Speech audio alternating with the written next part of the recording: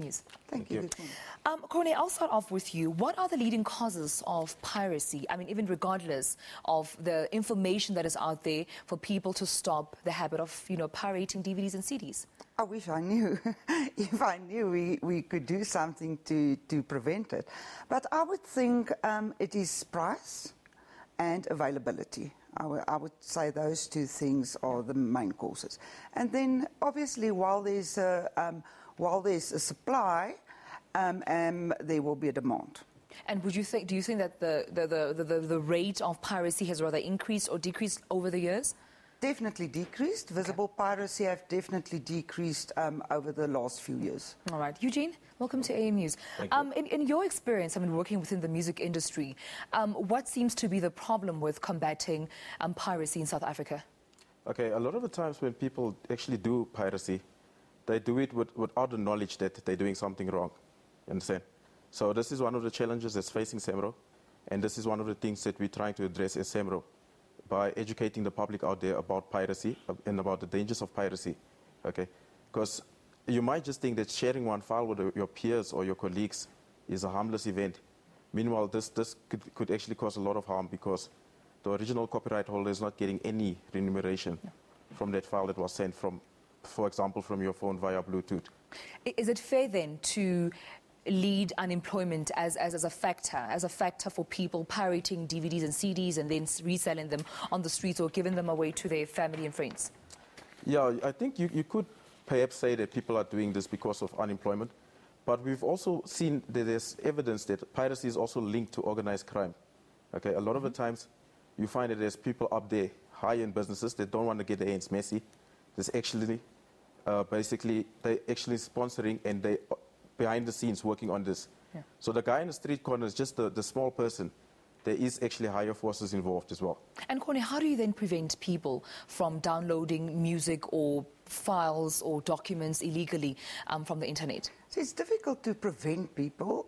All that we can do is, like Eugene says, to educate them, to create awareness that it is wrong, that it's not a victimless crime, that it does harm the economy, it does cause us for job losses, and that they shouldn't do it, to get them to change their perceptions, get them to know it's wrong and that they wouldn't want to do it.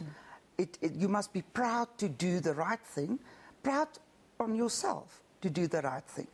And therefore, we need to change the perception through education and awareness, but obviously also jointly with enforcement, because it is a crime. It is a crime to sell it. It is a crime to make it available. It is a crime to upload it on the internet. So that if someone is doing a crime, they need to be punished for it. But it must be a joint thing: education, awareness, and enforcement. And speaking of education, are there any programs that you're currently running to actively involve people and engage them in dialogue and participating against combating piracy? We run programs, awareness campaigns every year. This year we haven't launched our awareness campaign as yet, but we, in partnership with Proudly South African, Commission for Intellectual Property Rights and Companies, Department of Trade and Industry, SAMRO, and Microsoft, in putting a very awesome concept together that will be launched formally on World Intellectual Property Day this year, 26 April. And basically our tagline will be your own, buy your own. But I know SAMRO is currently in awareness and training campaigns throughout the country where they try to educate the people from all walks of life, from the parents to the students to the kids, that it's no, and piracy is wrong, and they need to say no to piracy. It must become a moral thing that you don't want to share, you don't want to commit or add to a crime. Like Eugene says, we've got evidence from court cases, from criminal cases, that it's organized crime. It's part of the bigger picture. There's cases of last year that the rhino horn poaching is involved. abalone smuggling is involved, diamond smuggling, smuggling of unlicensed firearms, hijacking cases. All it's part of an organized crime syndicate.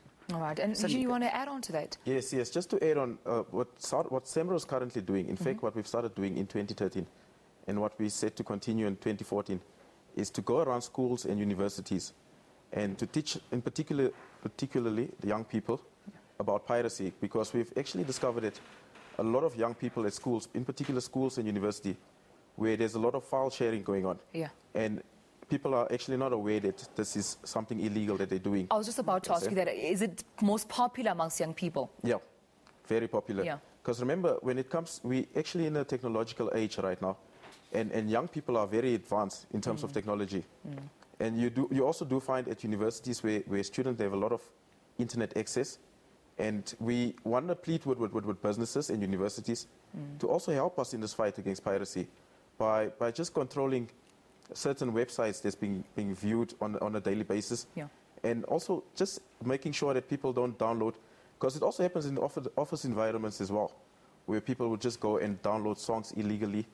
You understand? It's easy for them to do it from a work PC. All right. And these are the type of things that we need to monitor. Unfortunately, we've run out of time. Unfortunately, so sorry. But thank you so much for joining us. I mean, the CEO of the South African Federation Against Copyright Theft, Ms. Corne Gelden-Finning, thank you so much for joining us. And Eugene Golo from the South African Music Rights Organization, thank you for your contribution. Pleasure. Thank you. Pleasure. And that's all the time that we had for you. It's time for us to take an ad break. And when we come back, we'll still have more news for you right here on AM News.